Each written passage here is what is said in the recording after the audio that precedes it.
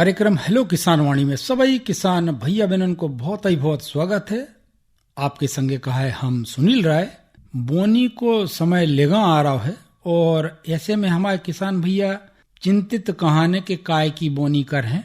जो हमारे किसान भैया ने फोन लगा रहे हैं वे भी इन्हीं से जुड़े हुए कहाने आज के अपने कार्यक्रम में विषय विशेषज्ञ किसान भैयाओं के लाने जवाब दे हैं। वरिष्ठ वैज्ञानिक एवं कार्यक्रम प्रमुख डॉक्टर आशीष त्रिपाठी साहब, वरिष्ठ पशु चिकित्सक डॉक्टर BK शर्मा जी, कृषि विभाग की आत्मा परियोजना से आशीष पटेल जी, सभी जनों को बहुत ही बहुत स्वागत है। नमस्कार। अपन झट्टा ही बात करे लेते हैं आज के अपने पहले किसान भैया से।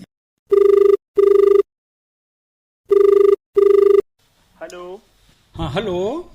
नमस्कार सर। नमस्कार भैया, स्वागत है आपको कार्यक्रम हेलो किसान वाणी में। जी सर, खजुरिया से राधे श्याम साहू जी बोल रहे थे। झांसी रोड पे है ये, अपनी भोपाल सागर रोड पे है, टोल टैक्स के पास। सर से हमारा क्वेश्चन है। हाँ बिल्कुल बोले। मानसून तो इस बार लेट होगा है, हाँ, तो फिर अब ऐसी कौन सी वैरायटी लगाई जाए जो उनमें किसान को भी लाभ होवे और लागत भी कम आए। अगर सोयाबीन की बोने की बात करें जी तो सर। 25 जून से 7 जुलाई तक को समय रहे थे। अच्छा सर। पटेल साहब आपकी समस्या को निदान करें देते हैं। देखो राधे भाई, नमस्कार। नमस्कार सर। नमस्कार। मानसून का भी ये चल रहा है। आज कल की न्यूज है कि केरल में मानसून की दस्तक हो गई है ना। तो मानसून अपने यहाँ ये मान के चलो कि 20 से 25 तारीख की लगभग ऐसी संभावना है कि आ जाएगा। तो ये थोड़ी आशंका है कि बारिश कम होगी। ये मौसम विज्ञान विभाग है, उसका ये कहना है कि सामान्य से 96% बारिश होगी, तो कम नहीं कहलाती जी। हाँ, उसमें एक चीज कर सकते हो आप कि जो 90 से 100 दिन की वैरायटी है, जैसे GS 2098 है, GS 2069 है, GS 2016 है, GS 2017 है, GS 2172 है। इन वैरायटियों का आप चयन करें, अच्छे से आप सोयाबीन की पैदावार ले पाओगे। देखो बाजार में तो ढेर सारी वैरायटी है, लेकिन बीज भरोसेमंद संस्था से ही लें। नंबर आया था NSC वालों का, तो उनको फोन लगा तो उठा ही नहीं रहे हैं। खुराई में उनका कार्यालय है, तो वहां संपर्क कर लो। जी सर। जी सर। ठीक है, ओके सर। नहीं अभी देखो NRC 138 से 142 है, एक NRC 150 लॉन्च की उन्होंने, एक NRC 130 है, 152 है, तो जिनका भी बीज मिल जाए। ठीक है राधे श्याम भैया, आपने हमारे पे फोन लगा, आपके लाने बहुत ही बहुत धन्यवाद। जी सर। जय राम जी भैया। जय राम जी। हेलो। हाँ हेलो। हाँ सर, नमस्कार। नमस्कार भैया, स्वागत है आपको कार्यक्रम हेलो किसान वाणी में। जी। ये अपना शुभ नाम बता दे भैया। घनश्याम हरवाल बोल रहा सर, ग्राम जूना, जिला सागर से। घनश्याम भैया जी बताएं क्या समस्या ले आए। सर, एक अमरूद का पेड़ लगा, बिही का पेड़ मतलब में। हाँ हाँ हाँ। तो फली अच्छी, लेकिन फल अच्छा लगा हुआ है, लेकिन ये हवा में झड़ रहा है सर। कितने पेड़ लगे हुए हैं? एक लगा है सर, अच्छा दवा का अच्छा पेड़ लगा है, मीठी वाली भी है सर। ये बीच में कृषि विज्ञान केंद्र क्रमांक 2 वरिष्ठ एवं प्रमुख वैज्ञानिक डॉक्टर आशीष त्रिपाठी जी अपने बीच पधारे हैं। जी जी सर, इनका एक पेड़ अमरूद का लगा हुआ है और अच्छा फूला है, मगर हवा की वजह से उसके पूरे फूल झड़ रहे हैं जी। तो ऐसो का इंतजाम करें वे कि अमरूद अच्छो मीठो आए और फूल बचे रहें। नहीं, बरसात में तो वैसे भी हमें अमरूद नहीं लेना चाहिए, क्योंकि इस समय जो हम फसल लेते हैं उसमें फ्रूट फ्लाई नामक कीट का प्रकोप होता है।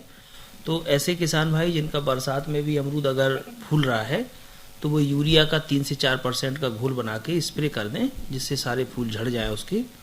और जो दूसरी बहार आएगी आपकी बरसात के बाद, वो ठंड में अच्छे बड़े और मीठे फल आएंगे और आपको अच्छा उत्पादन प्राप्त होगा। तो बरसात की फसल हमें वैसे भी अवॉइड करनी है, क्योंकि फ्रूट फ्लाई नामक कीट का प्रकोप जलवायु परिवर्तन की वजह से अमरूद में, बेर में, आपका अनार में इसमें समस्या आती है। तो आप बरसात की फसल हमारे दूसरे किसान भाई भी जो लेते हैं वो ना लें, तो हमारे लिए ठंड की जो फसल है वो अच्छी प्राप्त होगी। मान डॉक्टर साहब, इनमें जो भी देखोगा है कि जो हमारे ते भी बिही लगी है, अगर उनमें बिही आ जाते तो बिही में पूरा किरा हो जाता। हाँ, तो वो बरसात की फसल हमारे यहाँ उपयुक्त नहीं है लेना, उसमें फ्रूट फ्लाई का प्रकोप होता है। इस फूल को हम झड़ा देंगे तो इसके बाद दूसरा जो फूल है अगस्त सितंबर में आएगा, तो उसे ठंड में अच्छे फल प्राप्त हो जाएगा। घनश्याम भैया, आपने हमारे फोन लगा, आपके लाने बहुत ही बहुत धन्यवाद। जय राम जी। ये बीच में एक और किसान भैया अपनी समस्या को निदान चाहते हैं, अपन उनसे सोई बात करें लेते हैं।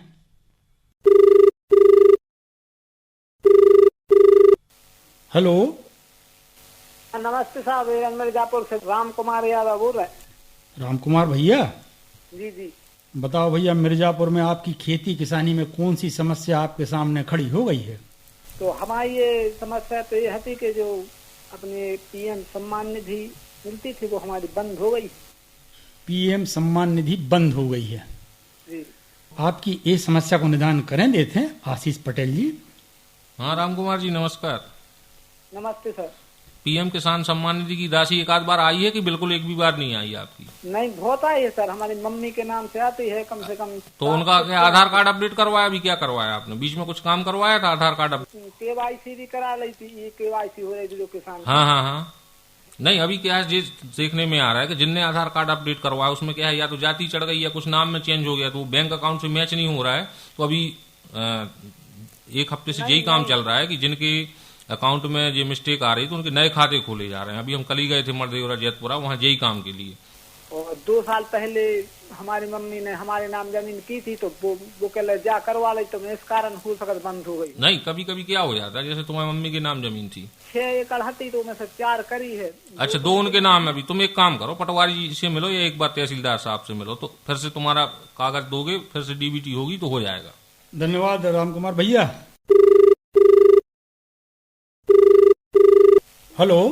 हेलो जयराम जी भैया, हेलो किसान वाणी से कार्यक्रम हेलो किसान वाणी आपको बहुत ही बहुत स्वागत है। गुड्डू चौबे, ग्राम बमोरी ढूंढर से। अब बताओ गुड्डू भैया, समस्या का ले आए अपन?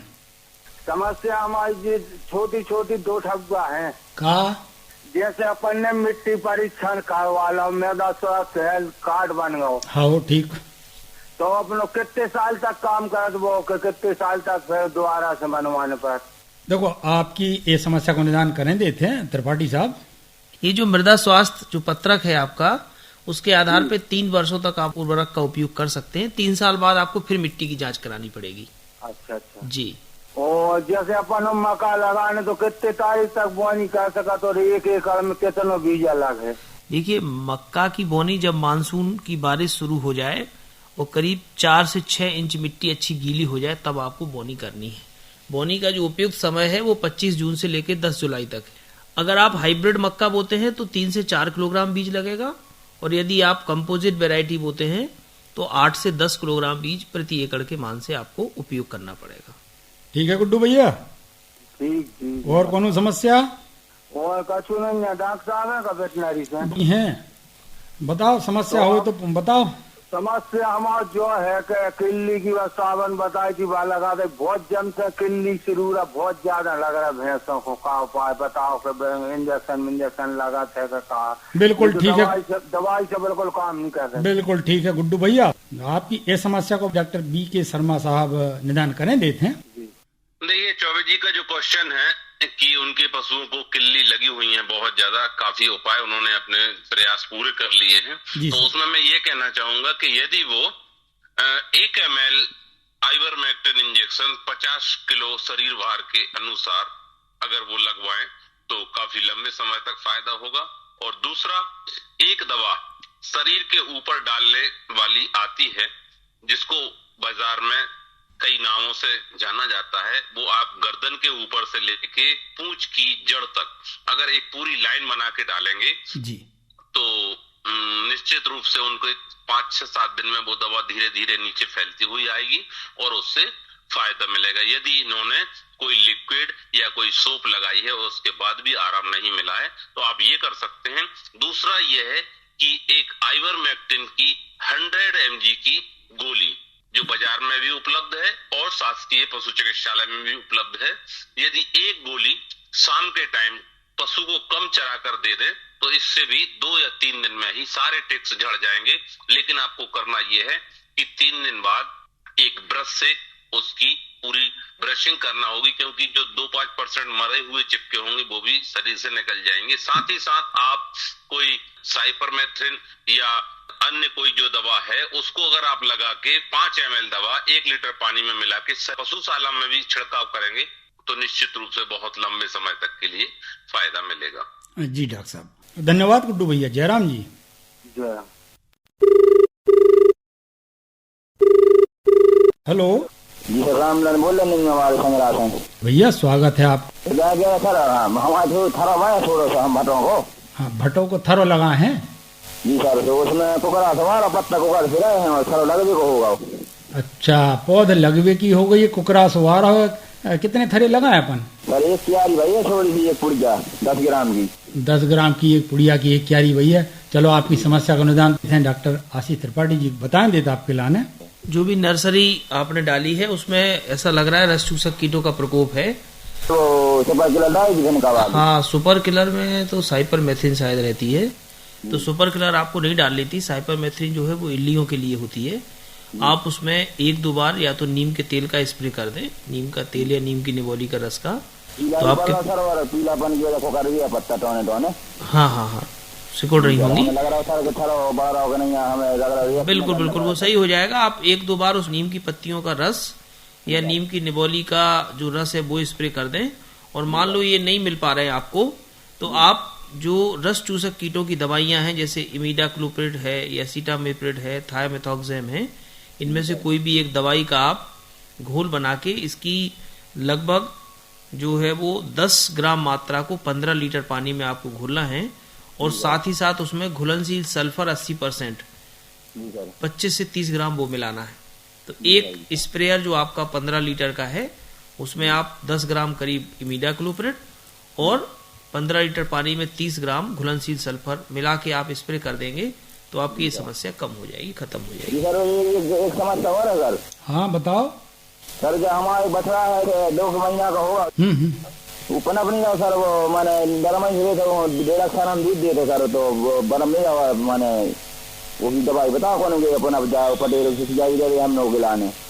अच्छा, बछेड़ू है गाय को 2 महीना को, वो पनप नहीं रहो। पनप नहीं रहा सर, लरम से रहो आपसे। बिल्कुल ठीक है, आपकी ये समस्या को निदान करें देते डॉक्टर BK शर्मा जी। देखिए, अगर आपका जो 2 महीने का बछड़ा है उसको दवा दे दी है, तो दवा का यदि सही क्रम आपने उपयोग किया है कि दवा उसको दूध पिलाने के तुरंत पहले दी हो और उचित मात्रा में दी हो, तब तो वह फायदा करेगी। यदि आपने उचित मात्रा में नहीं दी तो फायदा नहीं करेगी। बाजार में जो दवा एल्बेंडाजॉल 30 ml की प्रेजेंटेशन में या 30 ml की मात्रा में उपलब्ध है, अगर 2 महीने का बछड़ा है और पहले अगर आपने दवा एक बार भी नहीं दी है, तो वो 30 ml दवा पूरी एक बार में ही देनी होगी, तभी जाके उसके पेट के जो कृमि है पूरे रूप से बाहर निकलेंगे। साथ ही साथ यदि वो पनप नहीं रहा तो कहीं आप ऐसा तो नहीं कर रहे हैं कि आपने गाय लगाई और लगाने के बाद बछड़े को अनिश्चित काल के लिए आप अपने दूसरे काम कर रहे हैं और उसको फ्री छोड़ दिया है कि अब तो इसमें कम दूध बचा है तो ये बछड़ा पीता रहेगा। कई बार गाय क्या करती हैं कि दुग्ध लगाते समय वो निश्चित मात्रा तक तो दूध देती हैं, उसके बाद जिसको हम बोलते हैं गांव में दूध चढ़ा जाना जी, वो होल्ड कर लेती हैं, लेट डाउन ऑफ मिल्क की जगह पे होल्ड कर लेती हैं। और जब आप जैसे ही बाल्टी या जिस तवेली में आप दूध दोहन कर रहे होते हैं आप हटते हैं, तो वह अपने बछड़े के लिए फिर पूरी मात्रा में दूध को रिलीज करती हैं, क्योंकि वो सिर मारता रहता है। यदि यह गाढ़ा दूध बाद का आपका बछड़ा पिएगा तो उसको पाचन क्रिया में बहुत सारी दिक्कत आएंगी, कृमि बहुत अधिक मात्रा में होंगे और उसके शरीर के कृमि जो निश्चित मात्रा में हम बाजार में दवाई उपलब्ध होती है या हम देते हैं उस मात्रा से दवाई देने पर भी कृमि नहीं मरेंगे। ये आप दें। साथ ही साथ उसको लीवर टॉनिक आप करीब 20 ml प्रतिदिन देंगे तो उसकी ग्रोथ बहुत अच्छे से आ जाएगी। साथ में आप कैल्शियम भी 20 ml प्रतिदिन दे सकते हैं तो बहुत अच्छा हो जाएगा। ये मिनरल मिक्सचर का भी आप ध्यान रखें, अगर छोटा है तो यदि वो थोड़ा सा भी चरना पीना शुरू कर दिया है, या फिर आप एक काम करें कि यदि गाय को लगा के और उसमें आधा पानी आधा दूध मिला के आप अलग से पिलवाएंगे तो भी उसकी पाचन क्रिया बहुत अच्छी बनी रहेगी। निश्चित रूप से उसको ग्रोथ आएगी, उसका शरीर भार बढ़ता जाएगा। जी डॉक्टर साहब, राम मिलन भैया आपकी समस्या को निदान होगा, धन्यवाद आपके लाने। काय ने माला खरो अपन और सुन ले एक लोकगीत और एक गा रहे मानक लाल कछवा। सदा सोहागन रहियो लाड़री अपने पिया के घर जाइयो मोरे लाल। सदा सोहागन रहियो लाड़री अपने पिया के घर जाइयो मोरे लाल। सदा सोहागन रहियो अपने पिया के घर जइयो मोरे लाल। सदा सुहागन रहियो लाड़री अपने पिया के घर जइयो मोरे लाल।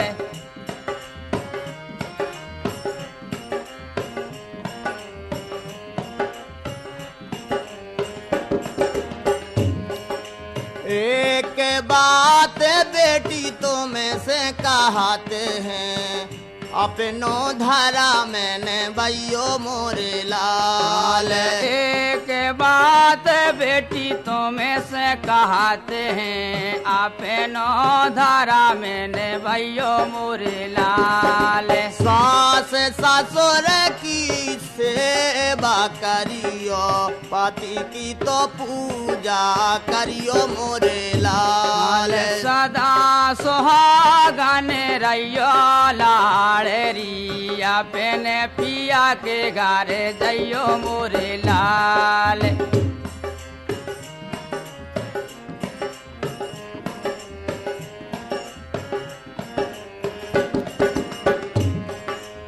जेठ जेठानी हो करियो कायदा, नानदी से कोमल रहियो मोरे लाल।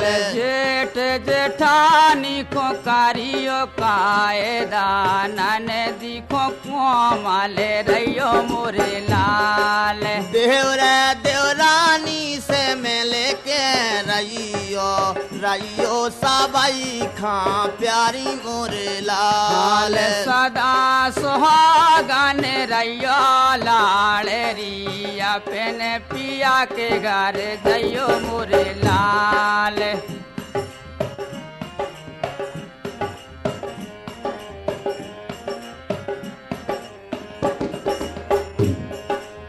सदा सुहागन रहियो लाड़री अपने पिया के घर जइयो मोरे लाल। सदा सुहागन रहियो लाड़री अपने पिया के घर जइयो मोरे लाल। जो घर आवे पोरा की परोसन, उन खोसी से जो कहियो मोरे लाल। जो घर आमे पोरा की परोसन, उन खोसी से जो कहियो मोरे लाल।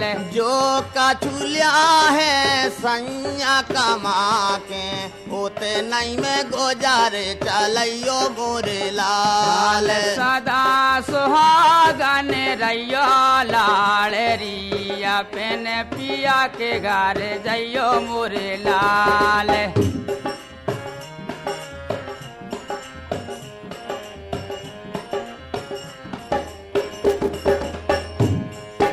एक बात बेटी तुम्हें से कहते हैं, अपनो धरा मैंने भैयो मोरे लाल। एक बात बेटी तुम्हें से कहते हैं, अपनो धरा मैंने भैयो मोरे लाल। सास ससुर की सेवा करियो, पति की तो पूजा करियो मोरे लाल। सदा सुहागन रहियो लाड़री अपने पिया के घर जइयो मोरे लाल। सदा सुहागन रहियो लाड़री अपने पिया के घर जइयो मोरे लाल।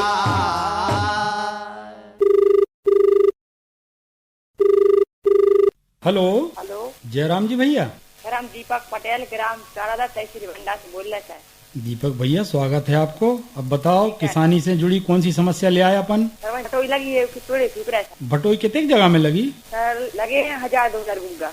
1000 गुड़ुआ लगा है। जी सर। तो अबे कितने लाओ बेच ले अपन ने? सर 4-5। तो अच्छो भट्टा बेच लो कहा अपन ने। जी सर। तो अब सबरे पेड़ों में अपन नुकसान हो रहा है कि पत्ता को कर रहा है कि अपने भट्टा में कीड़ा लग रहा है, क्या हो रहा है? सर पत्ता को कर रहा है, गोड़े आके सूख रहे हैं। गोड़े आके सूख रहे हैं, माने जब बात मान के चली कि 2 महीना तो हो गए भट्टा को। हाँ जी सर। बिल्कुल ठीक है। त्रिपाठी साहब आपकी समस्या को निदान करें देते हैं। पौधा जो सूखता है वो हरे में ही सूख जाता है कि पत्तियां पीली पड़ के धीरे धीरे सूखता है? सर पानी अरे पी पड़ गए धीरे धीरे सूख जाता है। नहीं, हरे में ही सूख जाता, मुरझा जाता होगा, फिर धीरे धीरे सूखता होगा। हाँ जी सर। कि पीलो पड़ के सूख रहा हो? नहीं सर, हरे में सूख जाता है। हाँ, तो ये बैक्टीरियल बिल्ट है। इसके लिए क्या करो आप, जो पौधे सूख गए उनको मय मिट्टी के निकाल के खेत के बाहर कर दो, है ना। और जिस जगह पे वो पौधा था वहां पे आप एक स्ट्रेप्टोसाइक्लिन 6 ग्राम और उसी में 6 ग्राम मिलाएंगे 40 लीटर पानी में और 80 ग्राम कॉपर ऑक्सीक्लोराइड, ये घोल बना के जहां जहां ये सूखने की समस्या है पहले वहां डाल दो, फिर पूरे खेत में जमीन में डाल देना। तो ये जो बैक्टीरियल बिल्ट है इसका प्रकोप आगे नहीं फैलेगा पानी से। तो सबसे पहले जो सूखे पौधे हैं उनको मय मिट्टी के निकालना जड़ सहित और उसको एक जगह गड्ढे में डाल के नष्ट कर देना। और इसके बाद फिर दवा जो हमने बताई स्ट्रेप्टोसाइक्लिन 6 ग्राम और 80 ग्राम कॉपर ऑक्सीक्लोराइड 40 लीटर पानी में घोल के और उतनी जगह पे आप स्प्रे कर दो और फिर पूरे खेत में स्प्रे कर देना। ठीक है दीपक भैया, धन्यवाद भैया, आपने हमारे ते फोन लगा और अपनी समस्या को निदान पाला। जयराम जी भैया। हेलो हेलो, आकाशवाणी सागर से। बिल्कुल सही भैया, आकाशवाणी सागर और कार्यक्रम को नाम है हेलो किसान वाणी। जी सर, मैं बोल रहा हूँ रतौना से अंबिका प्रसाद उपाध्याय। उपाध्याय जी स्वागत है आपको। बताओ उपाध्याय जी, क्या समस्या लेके आए अपन? हम यह सोच रहे हैं कि इस साल कुछ रकबा में धान लगाना है। हाँ, तो कौन सी अच्छी धान है जिसके भाव भी अच्छे मिल जाए और उपज भी अच्छी दे? कुल मिला के अपने एते की जमीन में कौन सी धान अच्छी हो जाए। पानी पर्याप्त कहाँ न, अगर बाई चांस पानी न गिरे। हाँ है, 2 कुआ है तो दे भी सकते हैं अपन। बिल्कुल ठीक है, बहुत अच्छी बात है। तो आपकी ये समस्या को निदान करें देते हैं त्रिपाठी साहब। आपको बासमती लगाना है कि बिना बासमती वाला चावल लगाना है? क्या है, बासमती का भाव अच्छा मिल जाता है और जो दूसरा धान है वो 1100-1200 रुपए क्विंटल बिकता है। हाँ, तो बासमती में तो पूसा बासमती 1 है, PB1 है, PS 1509 है, तमाम बासमती की किस्में हैं। इनका बीज आपको जवाहरलाल नेहरू कृषि विश्वविद्यालय जबलपुर में मिल जाएगा। तो अच्छी क्वालिटी का आपको ब्रीडर सीड वहाँ मिल जाएगा। इसके अलावा आप बीज निगम में भी तलाश लें। और दूसरा जो बासमती सेगमेंट के अलावा है उसमें JR 206, JR 10, JR 10, ये 2 अच्छी वैरायटी हैं। इसके अलावा MTU 1010 है। तो ये प्रचलित किस्में हैं, इन किस्मों का भी आप बीज जो है उपयोग करके और अच्छा लाभ ले सकते हैं। बस धान में आप ये जरूर ध्यान रखें कि रोपा तैयार करके ही धान अगर आप लगाते हैं तो उत्पादन आपको बहुत अच्छा प्राप्त होगा, खरपतवारों की समस्या कम। हाँ, रोपा से। और यदि आप सीधी बुआई करते हैं DSR, डायरेक्ट सीडेड राइस, तो उत्पादन तो मिलता है लेकिन हमें उतना अच्छे परिणाम उसके नहीं मिलते हैं जितने रोपा में है। तो आप भले कम क्षेत्र में लगाएं लेकिन उसको रोपा तैयार करें। और रोपा के लिए आपको बीज भी कम लगेगा, 8 से 10 किलो बीज 1 एकड़ के लिए रोपा पर्याप्त हो जाता है। और अगर आप डायरेक्ट सीडेड करेंगे तो 30 किलो कम से कम आपको 1 एकड़ में लगेगा। तो बीज की आपकी बचत होगी। और अच्छी सीडलिंग अगर आपने तैयार कर ली तो जुलाई में आप इसको रुपाई करके आप अच्छा लाभ ले सकते हैं। और ये अपनी रमतिली कोई कम दिन की है, मैंने अपने विभाग में रामतिल जो है वो लगभग 100 से 105 दिन में तैयार होती है। तो आप रामतिल की भी बोनी कर सकते हैं, तिल की भी बोनी कर सकते हैं, उड़द भी बो सकते हैं, जो आप चाहें। जैसी जमीन है उस जमीन के हिसाब से आप किस्मों का और फसल का चुनाव करके इस मौसम में अच्छा लाभ ले सकते हैं। ठीक है उपाध्याय जी। जी सर, बहुत अच्छा है। अपनी समस्या के संग और भी किसान भैयाओं की समस्या को निदान ले लो। आपके लाने बहुत ही बहुत धन्यवाद जयराम जी। जयराम जी। और जी कहा है हमारे अगले किसान भैया। हेलो सर जी, जयराम जी। जयराम जी भैया। सर जी, हम जमुनिया से बोल रहे हैं, हल्ले भाई नाम। हल्ले भैया जमुनिया से? सर तो हल्ले भैया जो जमुनिया कहाँ पर है? हमारे यहाँ से सागर जाने में 45 रुपए लगती है। कौन से रोड पे कहा हो? जो है रायसेन सागर। अच्छा, बिल्कुल ठीक है। तो हल्ले भैया, कार्यक्रम हेलो किसान वाणी में आपको बहुत ही बहुत स्वागत है। आप बताओ भैया, किसानी से जुड़ी भाई कौन सी समस्या अपने सामने खड़ी है जो उनको अपन आड़ी करो चाहते हैं? सोयाबीन कौन सी किस्म को लगाए? बहुत उम्दा प्रश्न राखो है आपने। आपकी इस समस्या को निदान करें देते हैं आशीष पटेल जी। सोयाबीन की बहुत सारी अनुसंधान से किस्में आ गई हैं। GS 20-116 है, GS 20-117 है, GS 21-72 है, GS 20-98 है, GS 20-69। जिसका बीज आपको उपलब्ध हो जाए आसानी से आप वो सोयाबीन लगा सकते। हमारे यहाँ तो वो 093 वाला रखा है। नहीं, अब देखो GS 9305 जो है बहुत पुरानी किस्मों को, उसको बदलो, आप कोई नया बीज लाओ। GS 9560 और GS 9305 इनको बंद करो। 2034 2034 और 2029 को भी बंद करो। नई वेरायटी बहुत आ गई है।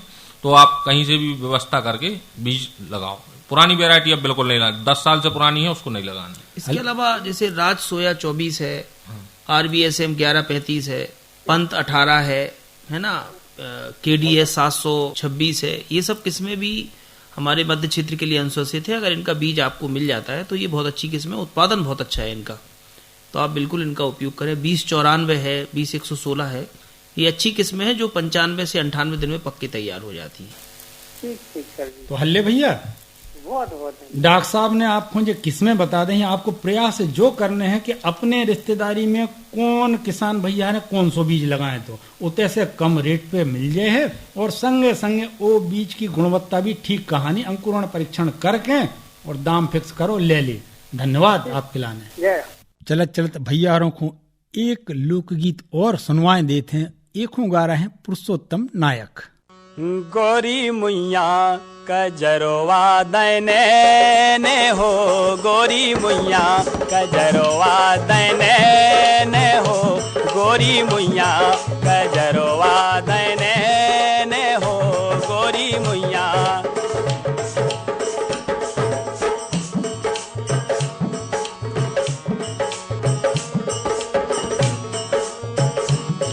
हर भर खे सेंदूर धर के टिबकी होटन दे लई लाली, भर खे सेंदूर धर के टिबकी होटन दे लई लाली।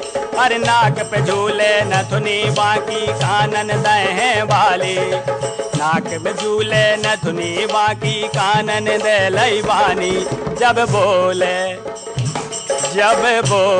मधुर मुख से बेने हो, गोरी मुइया कजरवा दैने ने हो, गोरी मुइया।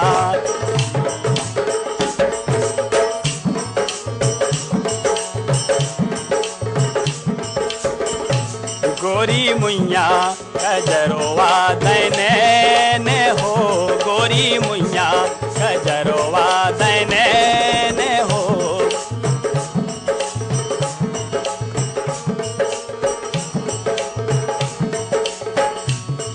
अरे रेशम की साड़ी पे पहरे चोली पहरे कारी, रेशम की साड़ी पे पहरे चोली पहरे कारी। और कमर में कर धोनी डारे लटके झूला वारे, कमर में कर धोनी डारे लटके झूला वारे। देव पतरी ए देव पतरी कमरे बल लेने हो, गोरी मुइया कजरवा दैने ने हो, गोरी मुइया। तो मालखरों जो है तो कार्यक्रम हेलो किसान वाणी।